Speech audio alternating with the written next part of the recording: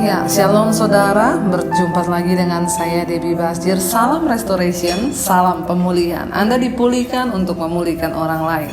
Saudara, banyak orang hari-hari ini bertanya kepada saya tentang perceraian. Ini topik yang benar-benar sekarang lagi terjadi dalam kehidupan banyak pernikahan orang Kristen. Ada banyak orang yang berkata, "Bu, saya salah pilih. Bu, saya ternyata setelah menikah saya merasa ternyata saya bukan jodoh sama dia, ternyata saya tidak cocok dan lain sebagainya." Lalu mereka mulai bertanya, "Bu, emang orang Kristen itu tidak boleh bercerai ya?" Ya, karena ini benar-benar menjadi satu hal yang buah si malakama, ditelan salah, nggak ditelan juga salah. Tapi kita harus melihat dari kata firman Tuhan. Saya ambil dari 1 Korintus pasal yang ke-7. Di sana dikatakan begini, kepada orang-orang yang telah kawin, aku tidak, bukan aku, tetapi Tuhan perintahkan, ya. Tuhan perintahkan supaya seorang istri tidak boleh menceraikan suaminya. Dan jikalau ia bercerai, ia harus tetap hidup tanpa suami atau berdamai dengan suaminya. Dan seorang suami tidak boleh menceraikan istrinya. Kepada orang-orang lain, ya, aku bukan Tuhan, katakan, kalau ada seorang saudara beristrikan seorang yang tidak beriman dan perempuan itu mau hidup bersama-sama dengan dia, janganlah saudara itu menceraikan dia. Dan kalau ada seorang istri yang bersuamikan seorang yang tidak beriman dan laki-laki itu mau hidup bersama-sama dengan dia, janganlah ia menceraikan laki-laki itu. Karena suami yang tidak beriman menguduskan istri yang beriman, dan istri yang beriman menguduskan suami yang tidak beriman. Saudara, ada banyak orang datang kepada saya menanyakan tentang boleh nggak bercerai. Ya, memang makanya saudara, ya, kalau yang belum menikah yang mendengarkan ini, tolong ya sebelum menikah dipikir lagi baik-baik, tolong dipertimbangkan lagi baik-baik, didoakan baik-baik supaya kita itu dapat berperan dari Tuhan. Tapi hari ini saya mau berbicara tentang bercerai itu boleh atau tidak. Tadi dengan jelas ayat ini berkata bahwa, ya, Rasul Paulus menegaskan, bukan aku tapi Tuhan yang berkata seorang istri tidak boleh menceraikan suaminya, demikian juga suami tidak boleh menceraikan istri. Kalaupun dia bercerai, ya dia nggak boleh kawin lagi atau dia harus berbalik lagi. Karena ada banyak orang yang hari-hari ini melanggar, ya, janji kudus di hadapan Tuhan hanya karena alasan saya tidak cocok, ya. Saudara, sebenarnya pernikahan itu kita ini harus menyadari dulu apa sih arti sebuah pernikahan. Kalau saya tuh dulu, ya, saya merasa ketika saya bertobat, saya kenal Yesus, bagi saya pernikahan itu adalah menggenapi rencana Tuhan. Jadi pernikahan itu adalah proyek sorga, proyeknya Allah bagi kita. Nah, jadi ketika kita menikah itu memang harusnya itu dipikir matang-matang. Nah, ketika kita menikah itu kita merasa tidak cocok dengan pasangan kita. Saya cuma mau bilang tidak ada orang cocok di dunia ini. Semua orang tidak cocok.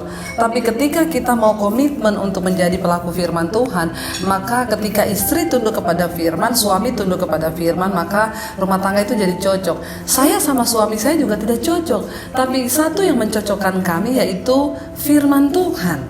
Nah, sekarang kalau orang memilih untuk bercerai, ayat ini jelas berkata tidak boleh bercerai. Ada orang yang bilang, loh, Tuhan Yesus bilang ya boleh bercerai kalau karena persinahan. Saudara, ayat itu berkata begini, karena kekerasan hatimu, karena kedegilan hatimu, ya, sampai engkau memaksa Musa untuk mengeluarkan surat cerai karena sinah. Iya, tentang perceraian, kalau kita melihat apa kata Yesus sendiri yang berfirman di dalam Injil Matius 19 dikatakan ayat yang ke-6, demikianlah mereka bukan lagi dua melainkan satu, karena itu apa yang telah dipersatukan Allah tidak boleh diceraikan manusia. Garis bawahi kata tidak boleh diceraikan manusia. Orang yang menikah itu sudah dijadikan satu oleh Tuhan, ya. Orang yang menikah itu dia bukan lagi dua tetapi satu. Di sini Yesus berkata, karena itu apa yang dipersatukan Allah tidak boleh diceraikan oleh manusia. Ayat 7 berkata begini, Matius 19 ayat yang ke-7, kata mereka kepadanya, jika demikian apakah sebabnya Musa memerintahkan untuk memberikan surat cerai jika orang menceraikan istrinya? 8 kata Yesus kepada mereka, karena ketegaran hatimu. Musa mengizinkan kamu menceraikan istrimu, tetapi sejak semula tidaklah demikian. Tetapi aku berkata kepadamu, barang siapa menceraikan istrinya lalu kawin dengan perempuan lain, ia berbuat zina. Jadi saudara, Yesus berkata begini, sejak dari dulu itu ya, Tuhan itu tidak menginginkan perceraian. Tapi kenapa orang menginginkan perceraian? Karena ketegaran hatimu. Nah sekarang kita ini hati kita mau tegar melawan firman Tuhan, atau kita mau memilih untuk dibentuk oleh Tuhan. Percayalah bahwa pernikahan itu adalah satu tempat kita diproses untuk menjadi serupa dan segambar dengan Kristus. Istri itu membentuk suami, suami membentuk istri, karena firman Tuhan berkata manusia itu menajamkan sesamanya. Karena itu saudara, hari ini mari kita berdoa supaya Tuhan memberikan kita kekuatan agar kita itu menjadi orang yang tidak mudah apa-apa dikit bercerai. Kenapa saudara nggak boleh?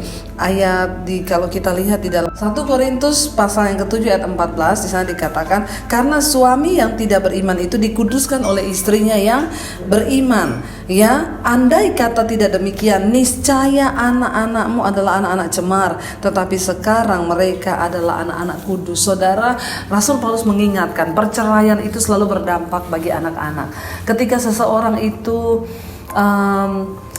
bercerai, maka yang akan merasakan dampak yang besar itu anak-anak. Kutuk itu turun kepada anak-anak. Rasul Paulus bilang, kalau tidak demikian maka anak-anakmu menjadi anak-anak yang cemar. Kita berdoa hari-hari ini, pernikahan itu adalah membentuk ego kita saling ditundukkan. Kita ingat bahwa ada anak-anak hasil pernikahan kita yang harus kita bawa untuk mereka bertumbuh kepada Kristus. Yang terpenting dalam sebuah pernikahan itulah pembentukan karakter. Saudara bercerai dengan pasanganmu sekarang, itu belum tentu saudara akan berbahagia. Di sana juga saudara akan ketemu dengan pribadi yang lain, lalu saudara lagi akan dibentuk, lalu saudara tidak cocok lagi, lalu saudara bercerai lagi, lalu saudara kawin lagi, lalu engkau dibentuk lagi. Tidak akan pernah selesai proses Tuhan atas hidupmu kalau engkau memilih perceraian. Percayalah saudara, perceraian bukan jalan keluar.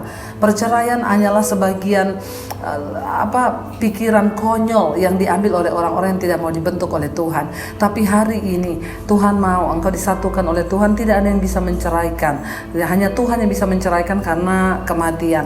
Dan berpikirlah bahwa engkau harus menjadi berkat bagi anak-anakmu. Kenapa para orang tua kita dipanggil untuk menjadi teladan buat anak-anak kita? Karena kalau tidak demikian, anakmu akan menjadi anak-anak cemar, kata firman Tuhan. Mari kita sama-sama berdoa supaya kita ini diberi kekuatan, supaya apa yang kita lakukan tidak berdampak kepada anak-anak kita. Dan kalau kita bertobat, sama-sama merendahkan diri, saya percaya maka Tuhan pasti akan dimuliakan lewat kehidupan pernikahan kita. Jadi perceraian bukanlah pilihan, tapi pernikahan itu adalah sebuah komitmen yang harus kita bangun.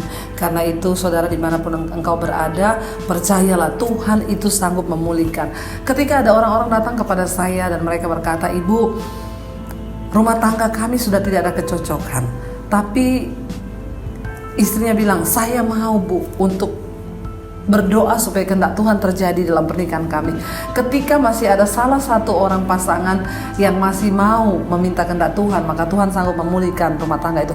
Tapi kalau dua-duanya tidak ada lagi yang peduli dengan melakukan kehendak Tuhan, maka perceraian itu pasti akan kandas. Saudara, Tuhan tidak menginginkan perceraian. Tuhan tidak akan menginginkan pernikahan kita bubar di tengah jalan. Karena itu libatkan Tuhan dalam segala perkara. Jadi saya berdoa tidak lagi ada orang Kristen yang bertanya kepada saya bercerai boleh atau tidak. Bayar harga supaya rumah tanggamu dipulihkan Tuhan. Oke? Tuhan memberkati. Jika Anda diberkati dengan channel saya, jangan lupa tekan tombol subscribe, dan jangan lupa like, share, dan komen, dan jangan lupa untuk mengklik tombol lonceng di bawah ini supaya Anda mendapatkan pemberitahuan setiap kali saya mengupload video-video yang baru. Jangan takut karena gratis. Tuhan memberkati.